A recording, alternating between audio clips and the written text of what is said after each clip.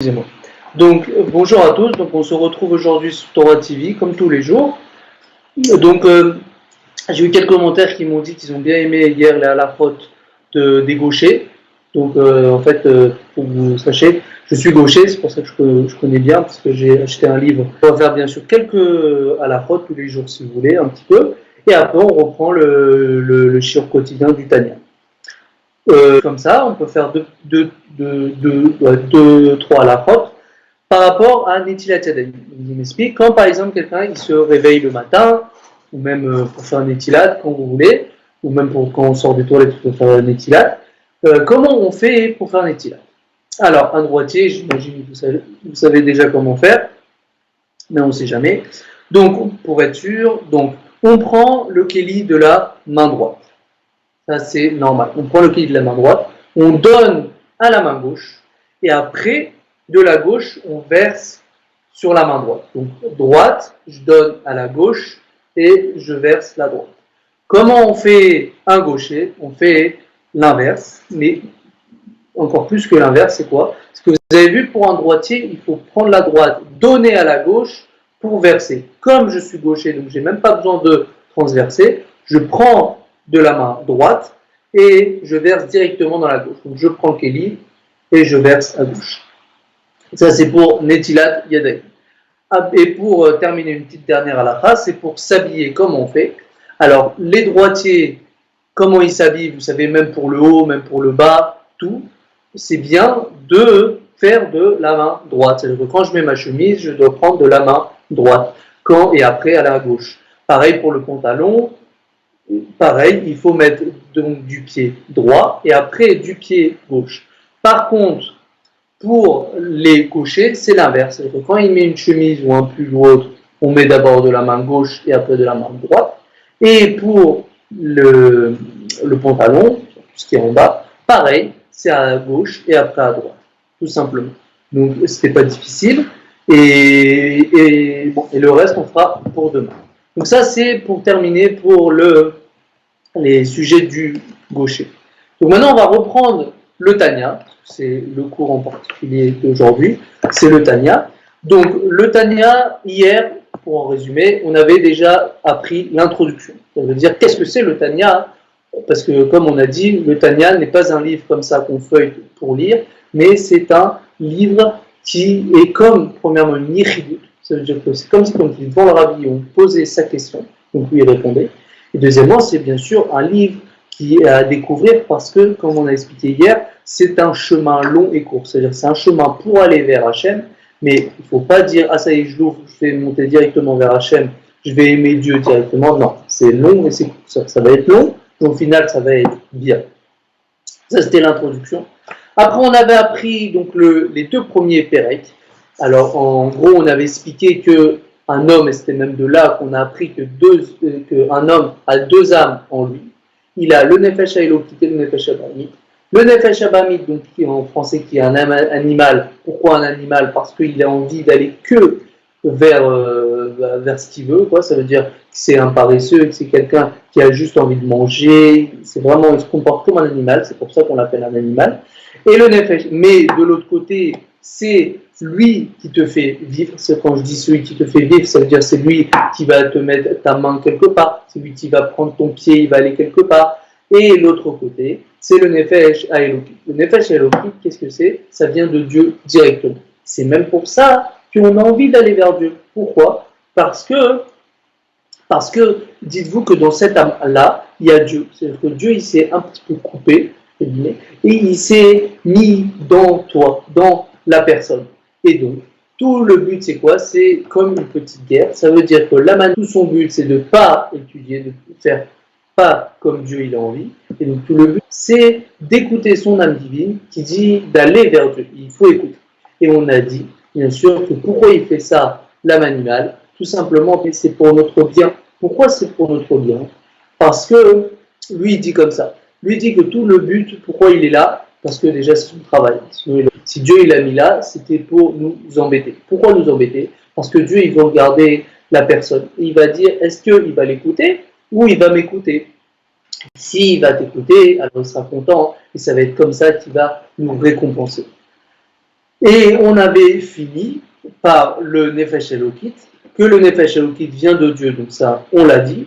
Ah oui, et aussi, qu'est-ce qu'on avait dit hier? Que donc tout le but du Nefesh Elokit, c'était aller vers Dieu, parce qu'il est attaché à Dieu. Mais des fois, il y en a qui n'arrivent pas. Alors, qu'est-ce qu'il doit faire? Il doit être aidé par quelqu'un. C'est qui ce quelqu'un? C'est le Rabbi. Bien sûr, c'est tous les tzadikim qu'il y a eu. Donc, pour cette génération, c'est le Rabbi. En un mot, il faut aller chez des tzadikim ou chez le Rabbi et leur dire, voilà, que je ne me sens pas bien, j'ai un problème pour aller vers Dieu. Et Dieu, il est là pour te guider. Donc ça, c'était en résumé le Tanya d'hier qu'on a appris ensemble. Donc maintenant, on va parler de une mitzvah. Donc qu'est-ce que c'est une mitzvah? Donc tout simplement, avant de dire ce que c'est une mitzvah, est-ce que j'imagine que votre père ou votre mère, il vous a demandé est-ce que tu peux faire la vaisselle, est-ce que tu peux nettoyer ou s'occuper de ton petit frère ou de ta petite sœur? J'imagine que vous allez le faire. Et quand il va le faire, quand vous le faites, surtout quand par exemple la maman, elle est occupée, et donc elle dit à sa fille ou à son fils, s'il te plaît, tu peux m'aider parce que moi je dois faire autre chose et toi tu le fais, alors elle est heureuse, la maman. Et bien exactement pareil, Dieu. Dieu, il t'a demandé de faire des mitzvot, comme ton père qui te demande de faire des choses, ta maman, ton petit frère, ton petit soeur, pareil. Dieu, c'est comme un père. Et ton père, qu'est-ce qu'il te demande? De faire des mitzvot. Alors, quand tu fais une mitzvah, alors Dieu, il est content. De la même façon que ton père, quand il te demande quelque chose, tu le fais, il est content. Pareil, Dieu qui est ton père, il te demande quelque chose et tu le fais, alors il sera content. La deuxième chose, qu'est-ce que ça veut dire mitzvah? Mitzvah en hébreu, on peut aussi l'appeler tzavta. Qu'est-ce que ça veut dire tzavta en hébreu? Ça veut dire ensemble. Alors, il faut savoir que quand un enfant, quelqu'un va faire une mitzvah, donc tzavta, il va être tzavta. Ça veut dire quoi qu'on va être ensemble? Ça veut dire que quand on fait une mitzvah, il faut savoir qu'on est attaché et on est avec Dieu lui-même directement, qu'il n'y a pas besoin de bouger, on est attaché avec lui. Donc on est ensemble. Donc ça veut dire que quand quelqu'un il fait une tzedaka ou quand quelqu'un il fait une mitzvah, n'importe laquelle, il faut savoir que Hachem et nous, on est ensemble. Du mot mitzvah, parce que mitzvah c'est safta. On apprend aussi dans les chapitres du Tanya, on apprend c'est quoi l'importance d'étudier la Torah. Qu'est-ce que ça veut dire la Torah? Comme j'imagine dans la classe, vous les enfants au Cheder ou même dans n'importe quelle classe, où on a déjà appris à faire la Torah et à faire la Torah. D'accord? Vous avez déjà étudié un livre de Torah. La question c'est de savoir qu'est-ce que c'est si important la Torah. Quand on regarde, quand vous êtes en classe, le professeur il va vous dire d'étudier la Torah. Donc vous allez apprendre la Torah, j'imagine dans toutes les classes vous apprenez, mais on peut penser que quand on apprend, c'est pourquoi? C'est pour connaître la Torah, et grâce à ça on va devenir un sage, et grâce à ça on pourra faire des choses, on pourra devenir rabbin, on pourra bien travailler, pour, si vous voulez, vivre avec. Donc ça c'est sûr que c'est important, ça on n'a pas dit le contraire, c'est sûr que c'est important, il faut avoir un métier. Mais là le Tanya il explique que la Torah, c'est pas seulement aussi pour avoir un métier, mais c'est quelque chose de fort. Quand on étudie la Torah, il faut savoir qu'on est attaché directement à Dieu. Et donc, le Pérec du Tanya va nous expliquer quelle est la différence entre une mitzvah, qu'on a expliqué. Une mitzvah, comme on a dit, c'est tzavta, c'est ensemble. Quelle est la différence entre une mitzvah, quand on fait par exemple la tzedaka, on aide ses parents, quand on fait une mitzvah, et la différence avec la Torah. Quelle est la différence? Tout simplement, la différence c'est que tous les deux, c'est vrai qu'on est attaché, mais la différence c'est que pas seulement on est attaché dans l'étude de la Torah, voilà, pas seulement on est attaché avec l'étude de la Torah, mais on est encore plus, on est unis.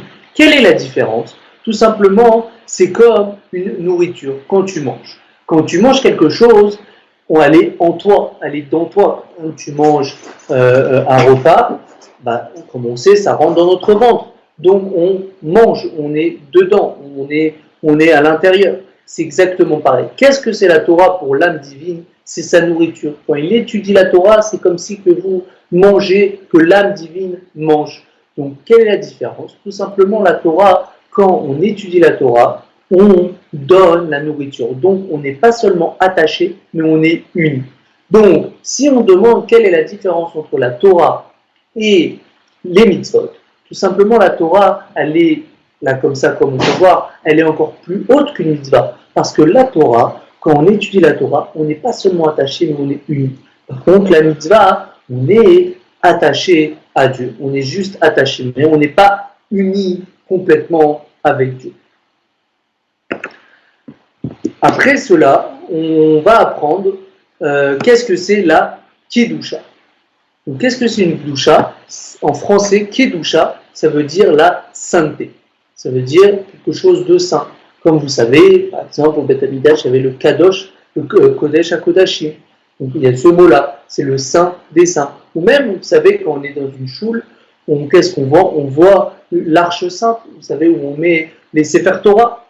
Donc, le Tanya, il va expliquer qu'est-ce que c'est le mot Kadosh. Kadosh, ça veut dire donc saint. Et par exemple, où on voit aussi le mot saint, on voit dans le Shabbat.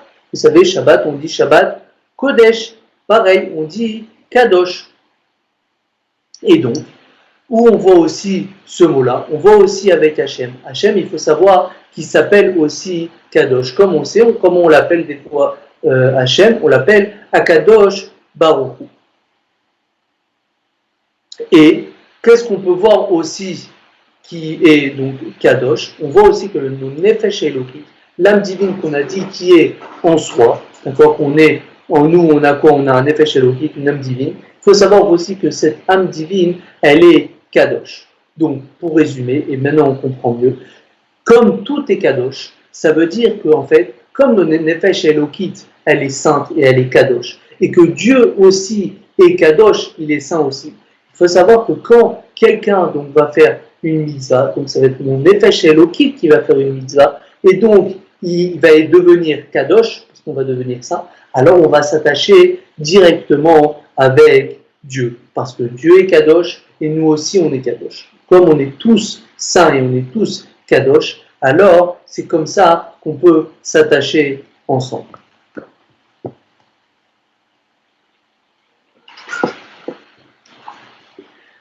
Aussi, on apprend quelque chose d'autre, c'est que comme on a dit, quand on fait une mitzvah, donc on est Kadosh et donc on va s'attacher à Dieu, il faut savoir aussi que la question, c'est que quand on fait, par exemple, une mitzvah, ou quand on fait quelque chose, ou même quand on fait des choses, mais cette fois-ci, entre guillemets, pas comme la Torah. Ça veut dire, je m'explique, pour mieux comprendre. Par exemple, quand on fait la Torah, ou quand on fait une mitzvah, là, on est sûr d'être attaché à Dieu. Pourquoi? Parce que c'est Dieu qui a demandé, donc c'est sûr que je vais être attaché à Dieu. Mais, par exemple, si quelqu'un, il mange, ou quelqu'un, il dort, là, on peut se demander, peut-être que je ne suis pas attaché à Dieu, finalement, parce que je dors, je mange. Alors Dieu et le Rabbi va t'expliquer dans le Père Tanya que non, au contraire. Si quand on fait une action, on se dit c'est pour Dieu et c'est pour avancer, ou si on dit pour mieux après étudier, ou par exemple, comme je dois aller à l'école, pourquoi faire? Pour donc étudier la Torah. Mais je ne vais pas manger, je ne prends pas mon petit déjeuner, ou je ne vais pas dormir, je ne vais être pas bien dans la journée, donc je ne vais pas pouvoir étudier.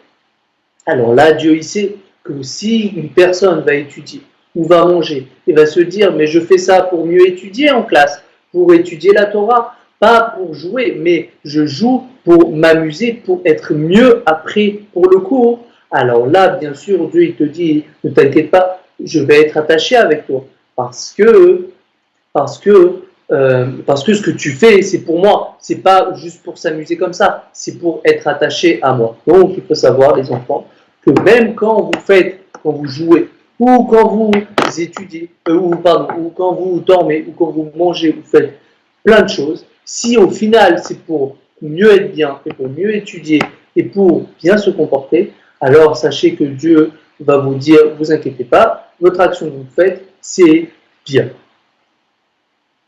Après, le Rabbi nous explique deux choses, c'est les aliments. Donc, il faut savoir que, comme on sait, il y a des aliments cachers et des aliments pas cachers. Et quelle est la différence? Tout simplement, comme on a expliqué, quand on mange ou quand on dort, on a expliqué que c'est pour donc aller vers Dieu, c'est bon. Donc, qu'est-ce que c'est le manger? Le manger, quand on regarde, ça rentre donc déjà produit, tout son but c'est d'aller vers Dieu. Mais si tu lui donnes des choses pas cachères, alors évidemment, il va pas être bien et donc il pourra pas être attaché à Dieu. Donc, c'est pour ça qu'il faut prendre des aliments cachers, que des aliments que c'est Dieu nous les a permis. Par exemple, comme vous savez, le poisson, il faut les écailler les nageoires. Pour des animaux normaux dans la nature, il faut faire la shrita. Et il faut, bien sûr, comme vous le savez, les sabots fondus et tirumim. Tout cela, c'est des aliments, bien sûr, qui sont cachers. Et donc, tout ça qui est cachère, ça donne de la force à l'âme divine, et donc c'est grâce à ça qu'il va monter vers Dieu. Mais si on prend l'autre côté, alors c'est comme du poison, et donc ça ne va pas être bien pour l'âme divine.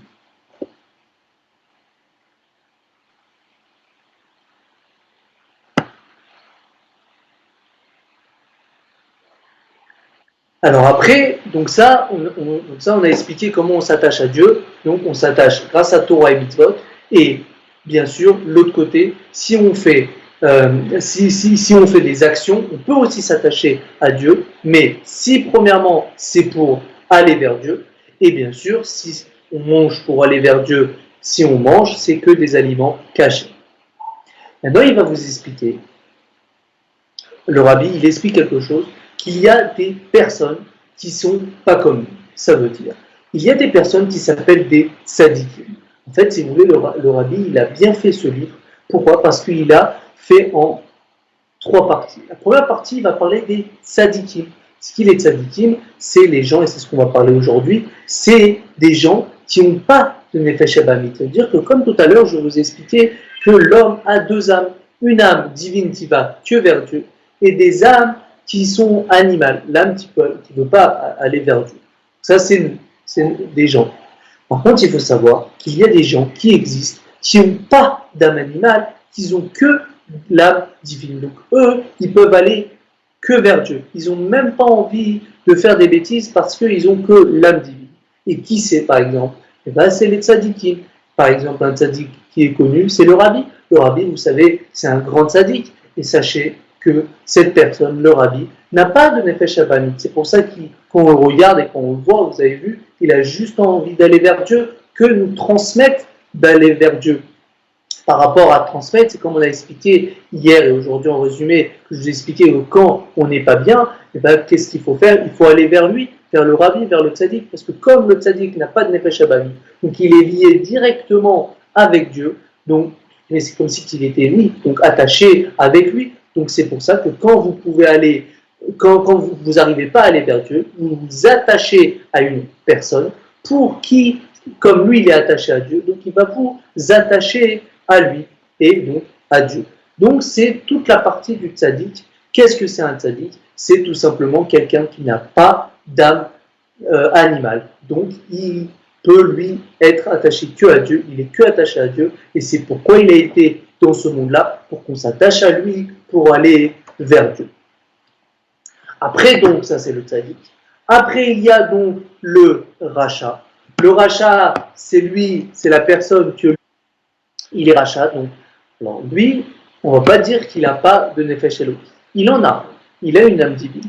Il a aussi, mais lui tout simplement, l'âme divine, elle est, entre guillemets, fatiguée, ça veut dire comme si elle dormait. Pourquoi? Parce que comme l'âme animale, il a fait beaucoup de choses, il est puissant, alors l'âme divine, il est un peu endormi.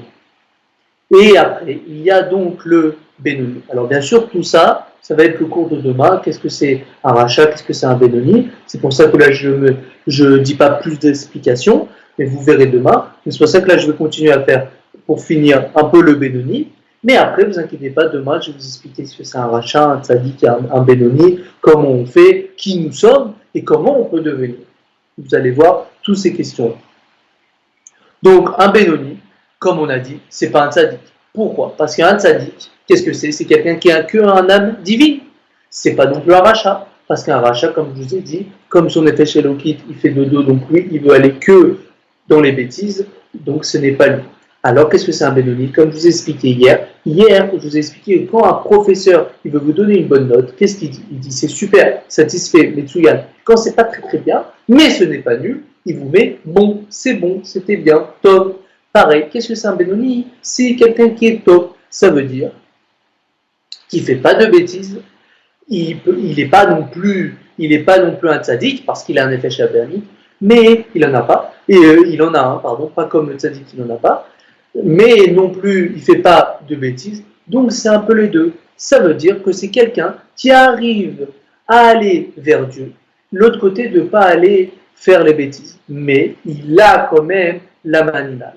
Pour mieux expliquer, en gros, le tzaddik, c'est quelqu'un qui n'a pas du tout, mais alors du tout, de l'âme animale. Donc lui, il peut aller vers Dieu directement. Qu'est-ce que c'est un rachat? Alors, c'est quelqu'un qui a une âme divine, on n'a pas dit le contraire, mais il fait dodo. Et c'est qui est puissant? C'est l'âme animale. Et après, vous avez derrière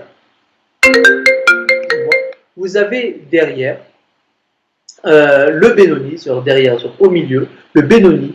Qu'est-ce qu'il fait? Lui, c'est les deux. Ça veut dire qu'il a toujours l'âme animale, il a l'âme divine, mais qui gouverne, entre guillemets, c'est l'âme divine. Mais l'autre côté, il y a toujours l'âme animale qui vient derrière. Je m'explique. Par exemple, quelqu'un, il est donc sur sa table et il a un repas, par exemple un super bon repas. Et donc, qu'est-ce qu'il fait? L'âme divine, qu'est-ce qu'il dit? Il dit non, moi je veux manger pour Dieu, donc je veux manger juste pour me rassasier. Qu'est-ce qu'il fait derrière l'âme animale? L'âme animale, il le pousse, il lui dit allez, vas-y, mange, mais il mange entier parce que c'est un kiff.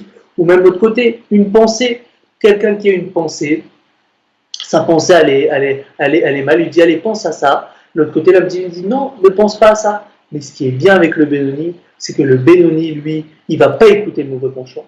Qu'est-ce qu'il va écouter? Il va écouter le bon penchant, qui va dire ne pas penser à ça, ou de ne pas manger entièrement, manger juste pour que je me rassasie, pas plus. Donc voilà, si vous voulez, le Benoni, c'est quelqu'un qui est en guerre tout le temps, qui est en vie juste tout simplement, qui a envie d'aller vers Dieu, mais quelqu'un derrière, il le pousse, donc il est tout le temps en guerre, mais il gagne toujours. Donc là, comme on va bientôt terminer, alors pour finir, donc déjà, encore une fois, je voulais vous remercier d'être tous les jours ensemble pour ce cours. Bien sûr, encore une fois, merci beaucoup à tous ceux qui utilisent et qui regardent, bien sûr, ces vidéos. Merci pour l'organisateur et pour tous les gens qui sont derrière pour faire ça. Et donc, j'espère que très bientôt, on va se revoir tous ensemble à Jérusalem. Alors, encore une fois, un grand Pessah Kasher Vesameach. Et bien sûr, à demain. Comme je vous ai dit, je vais mieux vous expliquer tout ça, le tzaddik, le rachat et le Benoni. Pessah Kasher Vesameach, et à demain.